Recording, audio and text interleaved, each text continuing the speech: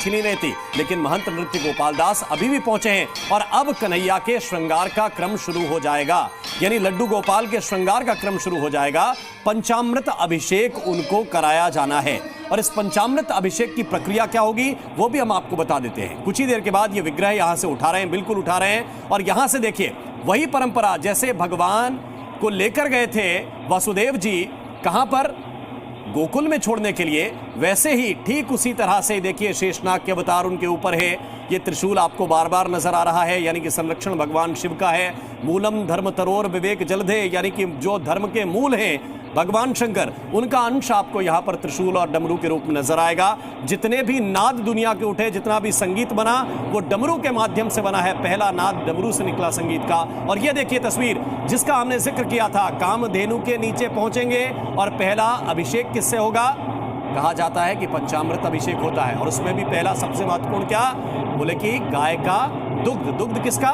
किसी और का नहीं, केवल गाय का। और ये देखिए ये व्यवस्था कृत्रिम है, लेकिन इसके पीछे की जो इच्छाएं हैं वो वही हैं जो भगवान श्री कृष्ण चाहते हैं। ये देखिए ये तस्वीर जो इस वक्त हम आपको दिखा रहे हैं, यानी कि सीधा शुद्ध दूध कहां पर गिर रहा है?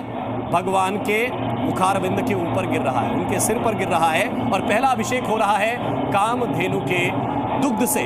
और ये तस्वीर आपको हृदय में बसा लेनी चाहिए, क्योंकि श्री कृष्ण के विषय में कहते हैं कि मंदम हसंतम प्रभयालसंतम जनस्य चित्तम सततम हरंतम। अपनी मंद मंद मुस्कान से लोगों के चित्त का हरण करने वाले हैं कन्हैया। कृष्ण का अर्थ ही यही है, कर्ष्यति इति कृष्णा, जो आपको अपनी तरफ आकर्षित कर ले, जो कर्षण कर ले आपके पाप का, आपको खींच ले अपनी तरफ, आपके हर एक अंदर के भाव को जो समझ ले, वही कन्हैया हैं, वही कृष्ण हैं। और आज उनका प्राकट्य उत्सव है, इसीलिए आप ठीक पीछे सुन पा रहे होंगे उस डमरू का नाद, उस मजीरे का नाद और साथ साथ भगवान श्री कृष्ण के ऊपर बरसते फूल। क्योंकि ये भी कहा गया कि जब भगवान श्री कृष्ण का जन्म हुआ तो उस वक्त पुष्प वर्षा अगर किसी ने की तो वो देवता थे, और इसीलिए उसी का एक स्वरूप आप इसको मान सकते हैं कि ठीक ऊपर जिस जगह श्री कृष्ण जन्मभूमि की जो बनावट है, चारों तरफ एक छत है और छत की मुडेर से ये पुष्प बरसाए जाते हैं, चारों तरफ लोग वहां पर मौजूद रहते हैं और ये पुष्प वर्षा होती है। अब जरा देखिए कैसे भगवान श्री कृष्ण का अभिषेक किया जाएगा।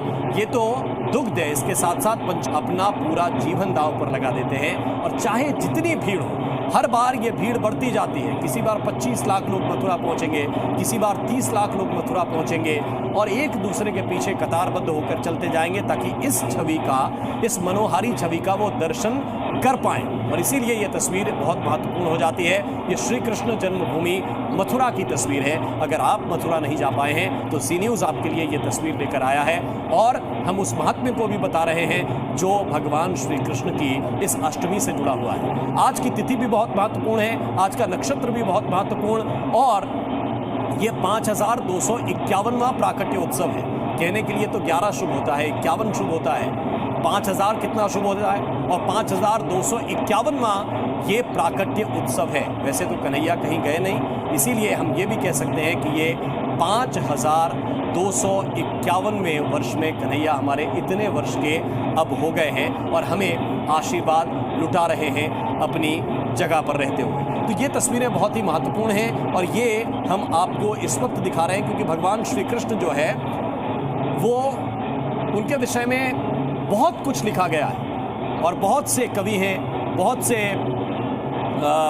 विद्वान हैं जिनकी अलग अलग टीकाएं हैं, जिन्होंने अलग अलग तरह से कृष्ण का वर्णन किया है। रामधारी सिंह दिनकर उनके विषय में लिखते थे। ये देखिए तस्वीर, हम जिस रजत कमल की बात कर रहे थे, यानी चांदी से बना हुआ ये कमल है और कमल से की गई है। और ये तस्वीर इस वक्त अब भगवान का पंचामृत अभिषेक यहाँ पर शुरू होगा। जैसे आपको हमने भुवनेश्वर से तस्वीर दिखाई, शंख में अलग अलग पदार्थों को, अलग अलग द्रव्यों के साथ भगवान का पंचामृत अभिषेक इस वक्त चल रहा है।